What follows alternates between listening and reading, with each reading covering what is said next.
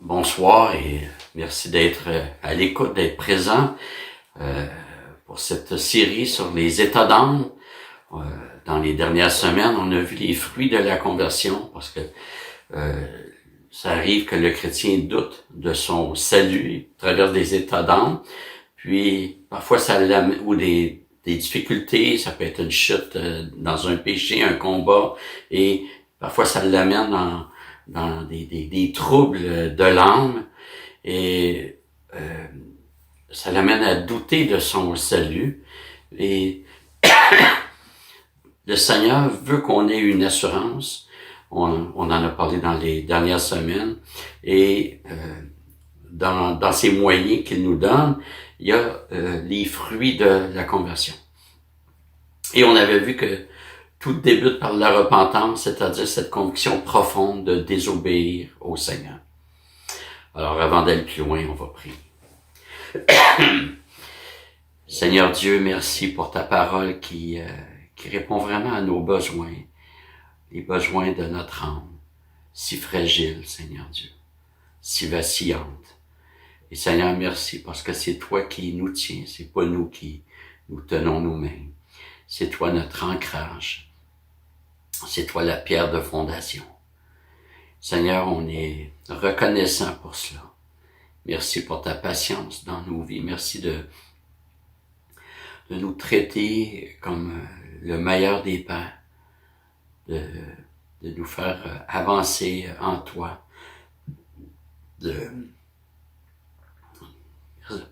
Seigneur, merci de nous donner de grandir en toi. Bénis ce temps, Seigneur Dieu. Amen. Donc, comme j'ai dit, tout débute par la repentance. C'est la première marque de celui qui est régénéré. J'avais défini c'est quoi la repentance, qui est beaucoup plus qu'une simple reconnaissance ou même des remords sur un péché. La repentance, d'abord, elle est donnée par Dieu. On avait vu ça aussi. Les versets sont dans les derniers enseignements. Et la vraie repentance amène le croyant à rejeter son péché, et lorsqu'il chute, il revient rapidement vers son Sauveur dans une démarche de repentance. On avait aussi vu comme fruit la paix que Dieu donne. Cette paix qui, avant d'être subjective, comme j'avais enseigné, c'est-à-dire avant d'être ressentie, doit être objective. La Bible ne parle pas tellement d'une paix qui doit être ressentie. La paix, elle est objective, elle repose sur des faits. Le premier fait, c'est que le croyant est maintenant quelqu'un qui est réconcilié avec Dieu. Vous savez, avant, nous étions ennemis de Dieu. Paul en parle dans Éphésiens 2. Et il n'y a aucune paix possible lorsque quelqu'un est ennemi de son Créateur et de celui qui va juger le monde. Les gens qui disent vivre une paix ne font que s'endurcir, ne font que se distraire, ne font que s'illusionner, mais il n'y a pas de paix véritable. Oui, la paix telle que Dieu en parle, elle est impossible sans Dieu. Donc, quelqu'un qui est réconcilié, il est en paix avec Dieu. Qu'il ressente cette paix ou non, ça change rien. Il est en paix avec Dieu. Mais c'est incomplet, vous allez comprendre, parce que la vraie paix vient aussi du fait que Satan et les forces démoniaques ont été vaincus à la croix. Un citoyen pourrait bien être réconcilié avec le roi et être en paix avec lui, mais si une nation ennemie menace, il n'y a pas de paix véritable. L'ennemi menace. Notre roi, Jésus-Christ, a vaincu l'ennemi à la croix. Et nous avons la paix parce que Satan est vaincu. Donc, et ce n'est que sur des faits objectifs et historiques, comme j'ai mentionné, que le chrétien peut goûter à une paix véritable. Cette paix témoigne de notre appartenance au Seigneur. le Seigneur donne aussi à ses enfants une autre marque de l'authenticité de la foi, et c'est le témoignage de l'Esprit de Dieu en nous. Et avant d'aller à un texte biblique sur ce point, je vais vous raconter une expérience passée. Vous savez que ce que je pense des expériences, elles ont toute leur place au sens où la vie chrétienne est faite pour être expérimentée, c'est fait pour être vécu, sinon c'est pas une vie. Mais en même temps, c'est pas notre référence pour évaluer. Mais j'en parle parce que c'est quelque chose qui m'a marqué, mais je l'interprète à la lumière des Écritures. Quand je me suis converti, j'étais dans l'Église catholique. Je me suis converti en lisant la Bible. J'avais vraiment aucune idée de ce qu'était le monde protestant. Et en fait, ce n'est pas inusité. Martin Luther, le réformateur allemand, était catholique lorsqu'il s'est converti, de même qu'Ulrich Zwingli, le réformateur suisse allemand. Donc, il y a des gens qui se convertissent dans l'Église catholique. C'est pas toujours par le moyen de l'Église catholique, parce que c'est rare que le message de l'Évangile est annoncé. Mais il y a des gens dans l'Église catholique qui ont une démarche de conversion réelle donnée par Dieu, que Dieu conduit à la repentance et à la conversion à Jésus-Christ. Alors moi, j'ai commencé à lire la Bible, je me suis converti.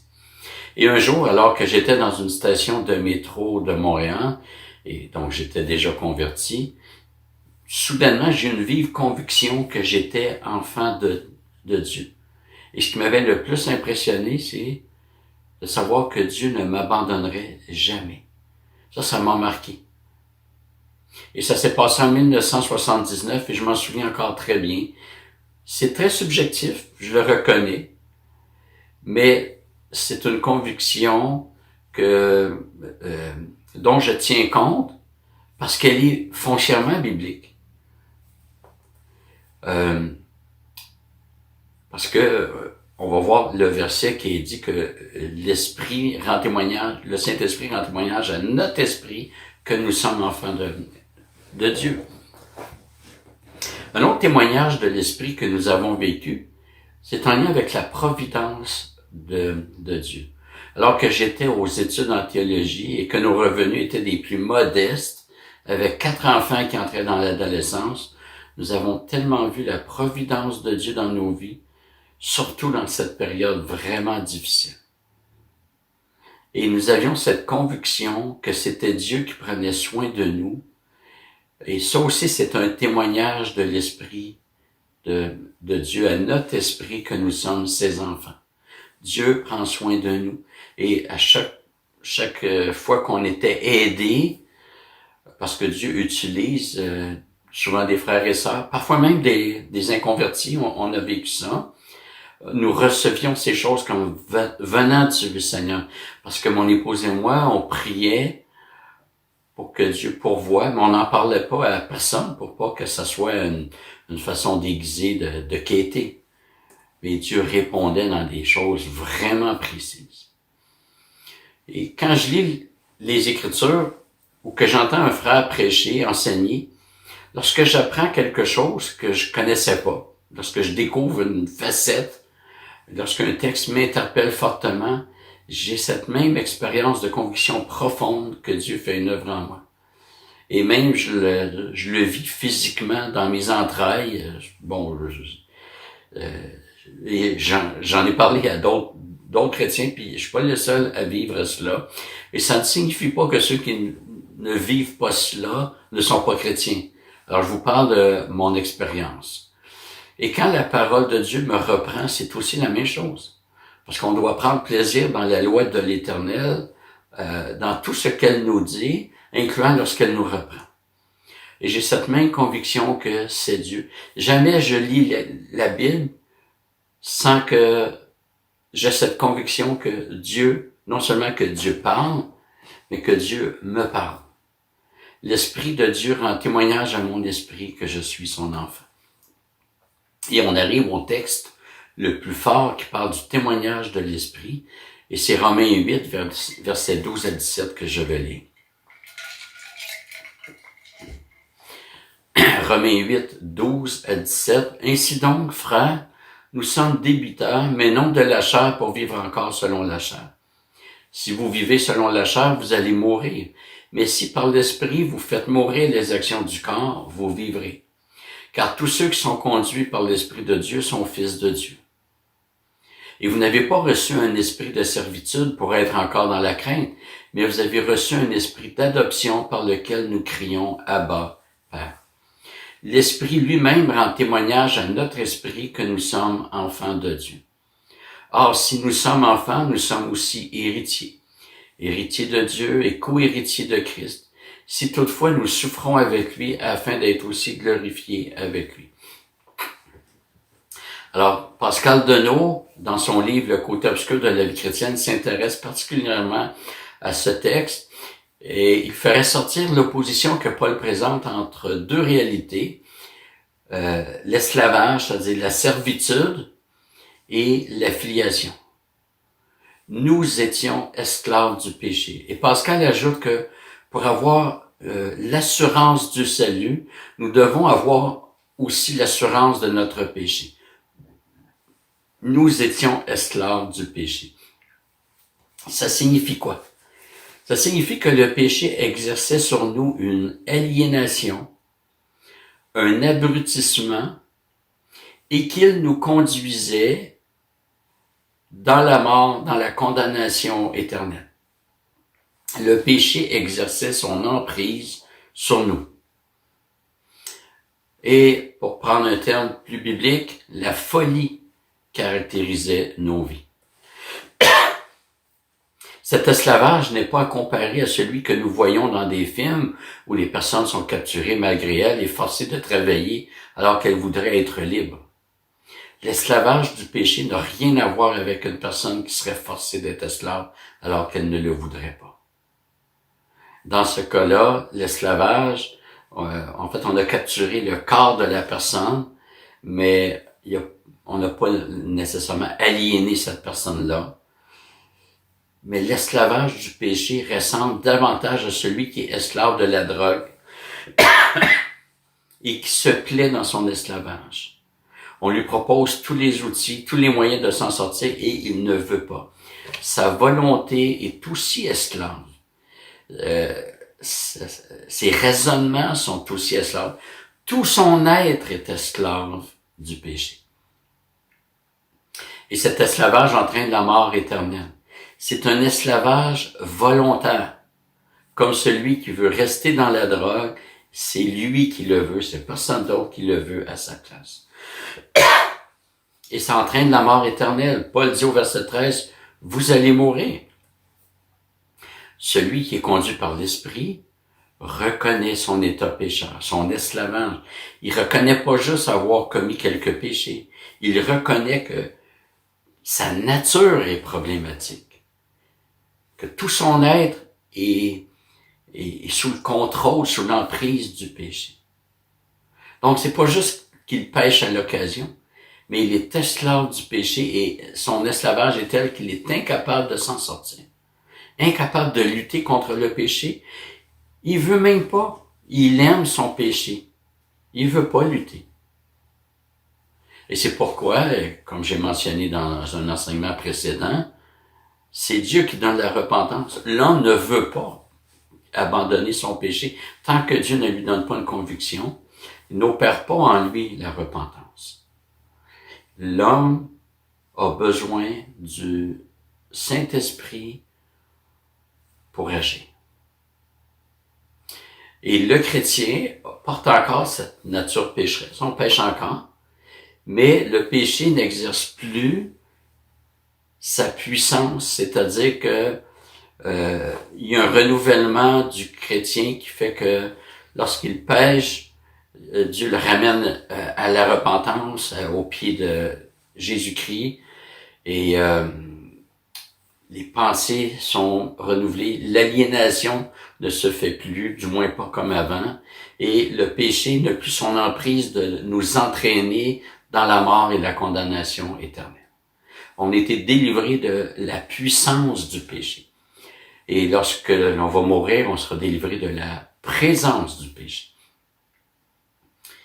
Donc, celui que le Seigneur sauve a aussi besoin d'être convaincu d'un autre élément relié à son péché. C'est pas juste que j'ai péché, ma nature est pécheresse. Celui que Dieu sauve doit savoir que son péché est condamné par Dieu. Il y a un châtiment de relié au péché. Il mérite la condamnation éternelle. Sinon, la personne ne se jettera pas dans les bras de Jésus-Christ, le Sauveur. Donc ça, c'est la première réalité que Paul mentionne dans le texte de Romains 8 qu'on a lu. Et Paul passe immédiatement à une autre réalité, ou l'autre, dans le sens qu'il y en a juste deux, et c'est celle du chrétien. Le chrétien est celui qui a reçu l'Esprit de Dieu, verset 14, et qui fait mourir les actions du corps. J'aimerais vous dire qu'un chrétien charnel, ça n'existe pas. Un chrétien est celui qui a reçu le Saint-Esprit, et le Saint-Esprit n'est jamais passif dans son enfant. C'est un esprit de sainteté, un esprit qui agit. Le chrétien peut poser une action charnelle, peut avoir des pensées charnelles, il peut s'égarer, mais parce qu'il est conduit par l'Esprit, il est ramené constamment.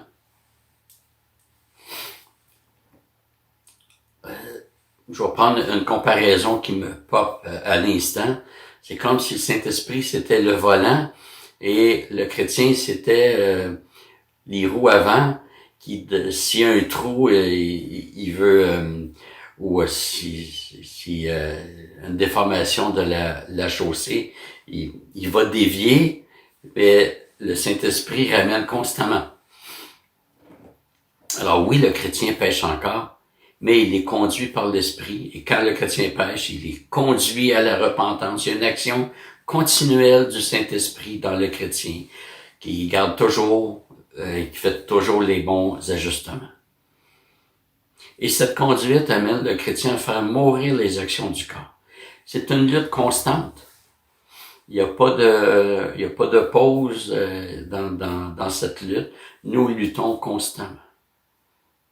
Et ceux-là sont fils de Dieu, verset 14. Et Paul va parler un peu plus de qui est cet esprit que nous avons reçu. Verset 15, cet esprit n'en est pas un de servitude. Ailleurs, Paul dira que nous sommes esclaves de la justice, au sens où nous sommes liés à la justice. Le chrétien ne peut pas fuir, il peut même pas fuir la vie chrétienne. Au sens où définitivement, ça ne se perd pas, le salut. Il est esclave, il est lié à la justice pour l'éternité. Mais c'est dans cet esclavage que se trouve notre liberté. C'est un paradoxe. Donc on est esclave de la justice, mais on n'est pas dans la servitude. La servitude, c'est un esclavage qui détruit, qui fait mourir à feu lent.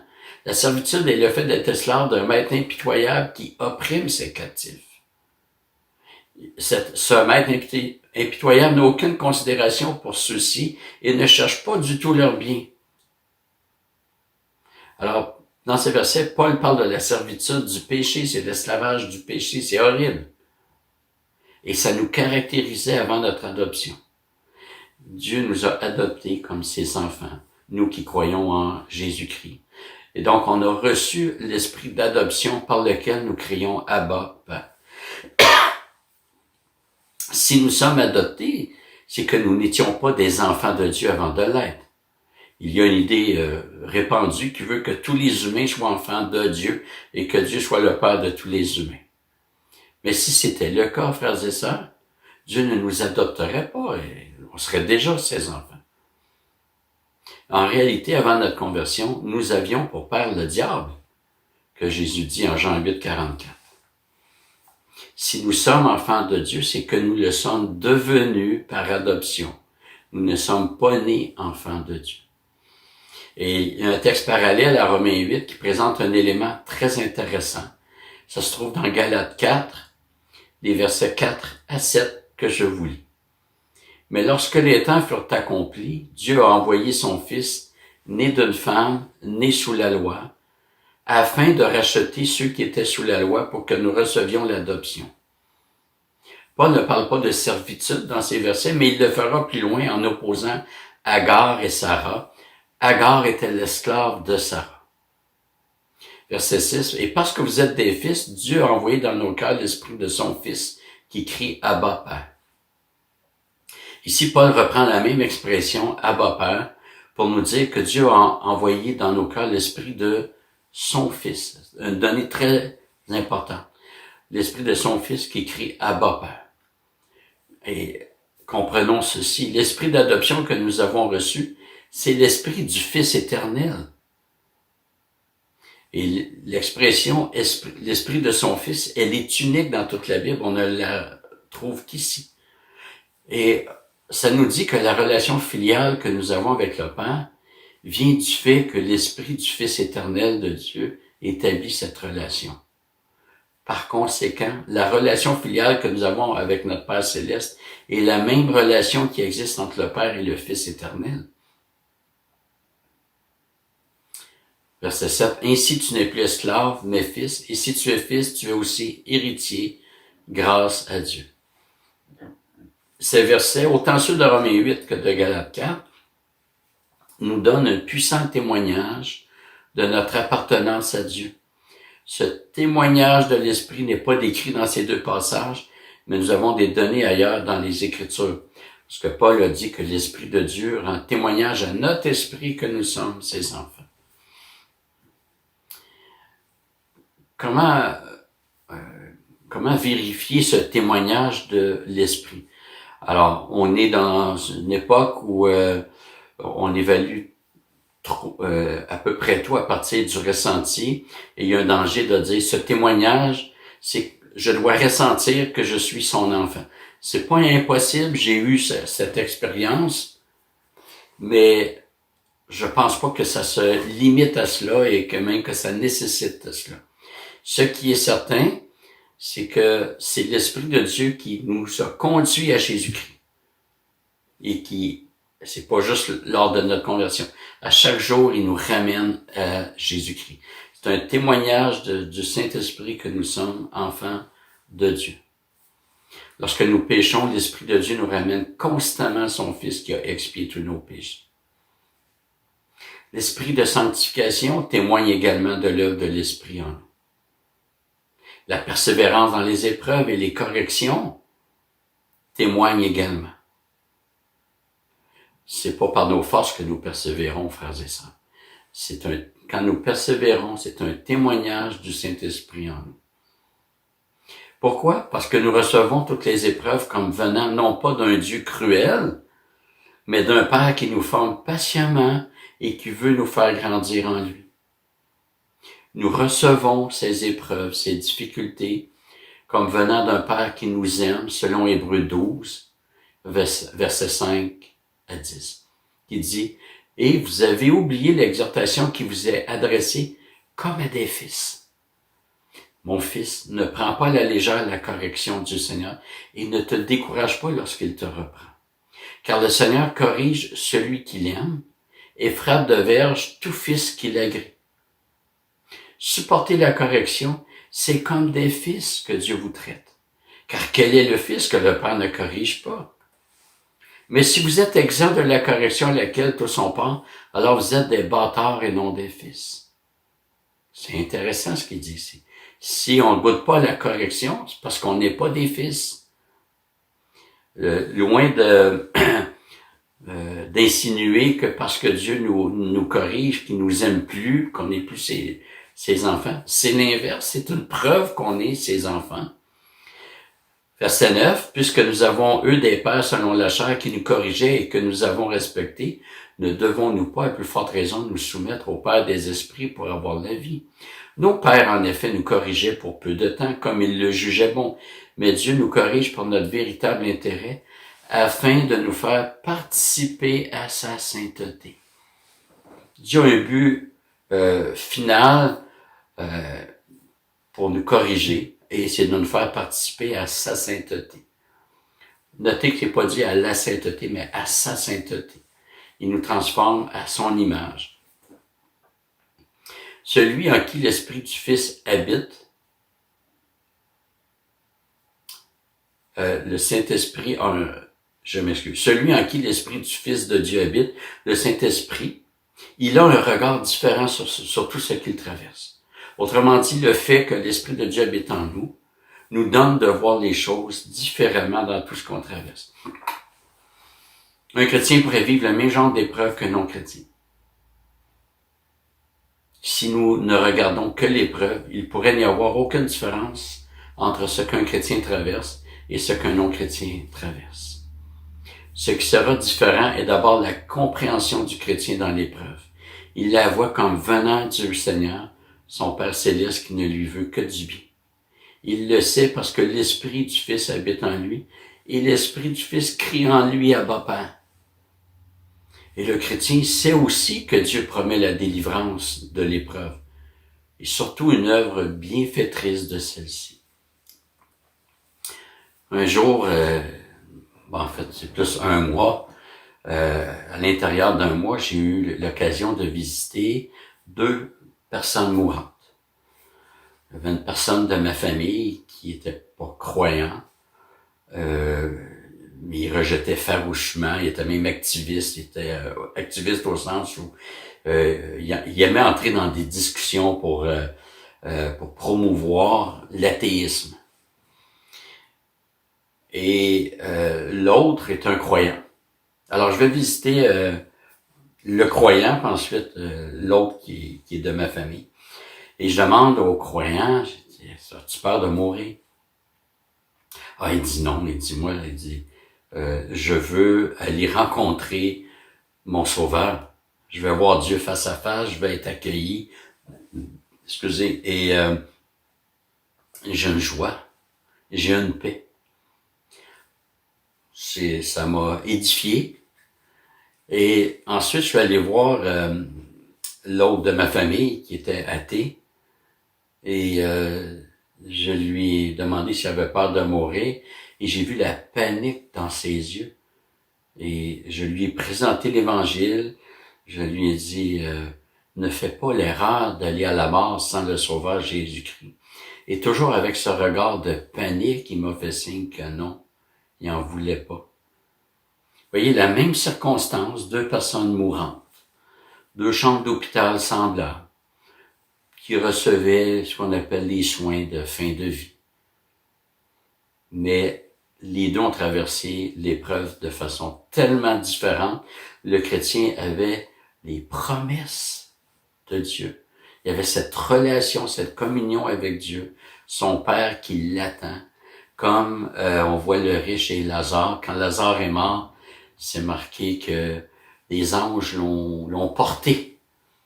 Il y a eu tout un comité d'accueil pour Lazare. Alors que le riche, c'est marqué, il était enseveli. Rien d'autre n'est mentionné pour cet aspect. Finalement, et on est toujours dans les moyens que Dieu nous donne pour nous conforter sur notre foi, des moyens internes. Je vous en propose un, il y a des fruits qui sont externes aussi, mais je vous en donne un autre qui serait le témoignage des autres croyants. Et je vais parler un peu du baptême. Quand on y pense, il n'est jamais dit au croyant de se baptiser lui-même.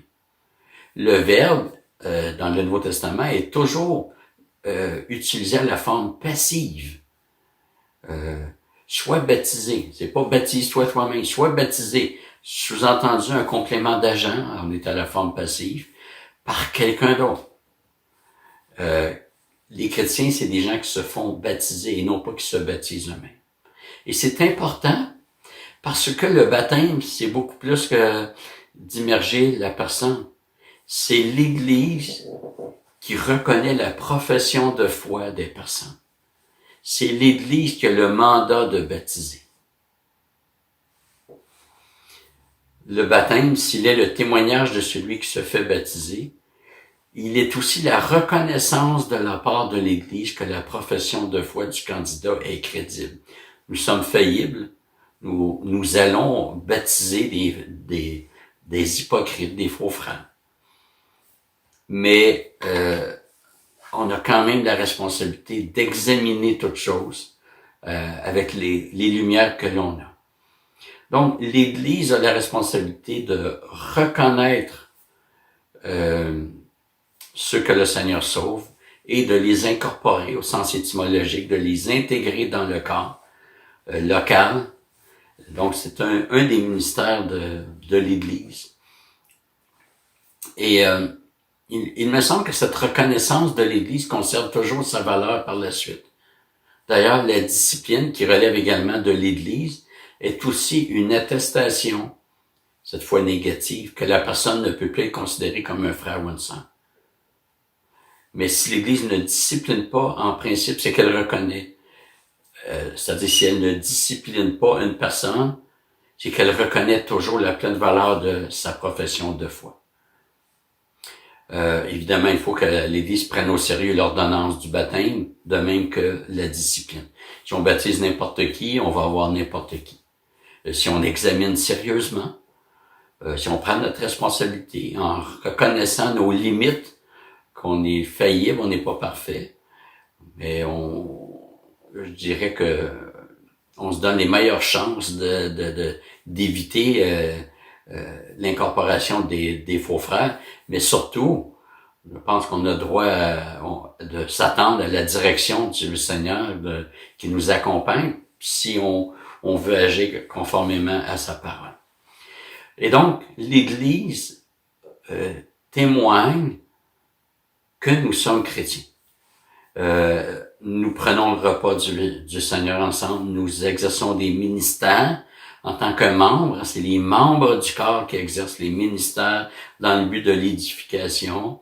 Et tout cela, ça vient avec une reconnaissance implicite que nous sommes chrétiens. Quand je dis à quelqu'un, prie pour moi, j'ai besoin, je suis en train de lui dire, t'es un chrétien, t'as un accès à Dieu, toi aussi, un non-chrétien n'a pas d'accès à Dieu.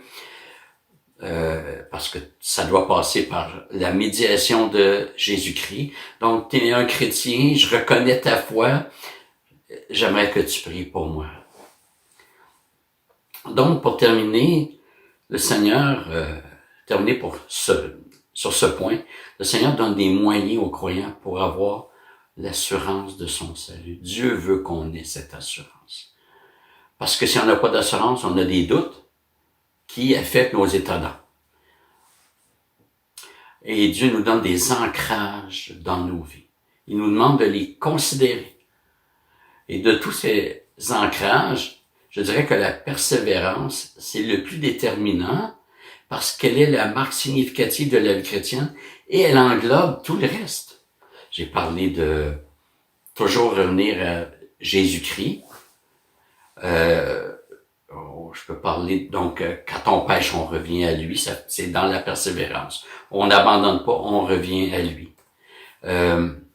Et Jésus a dit que celui qui persévérera jusqu'à la fin sera sauvé. Et celui qui persévère aujourd'hui et qui demain persévérera peut se rassurer. Je persévère parce que Dieu me donne de persévérer. Et c'est le point le plus déterminant, comme j'ai mentionné, parce que la persévérance englobe tout le reste de la vie chrétienne. Nous persévérons dans la repentance, dans le rejet du péché. Nous persévérons dans la vie chrétienne, dans les moyens de grâce que sont la prière, la parole de Dieu, la vie d'Église.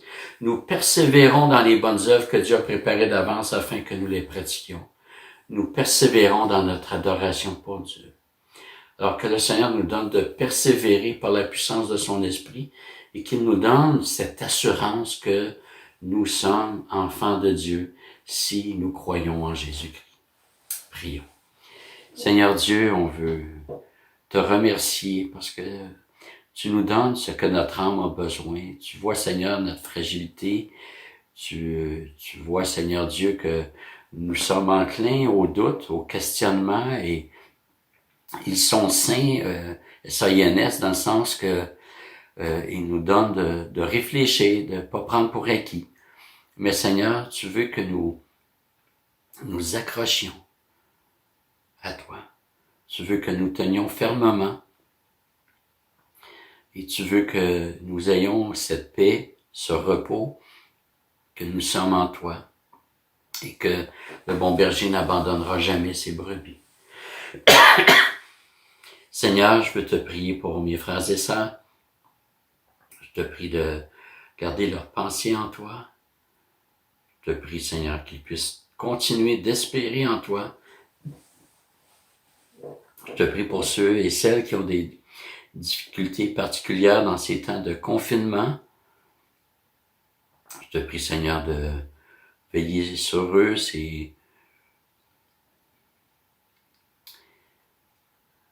On n'a pas toujours conscience de qui a besoin, Seigneur. On appelle des frères et sœurs, mais c'est jamais comme le face-à-face, Seigneur.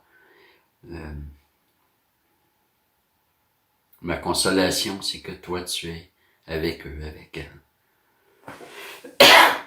Je te prie, Seigneur, de veiller sur chacun de mes frères et sœurs. Veille sur nous, nous avons besoin de toi. Amen. Merci et à bientôt. Que le Seigneur vous bénisse. Au revoir.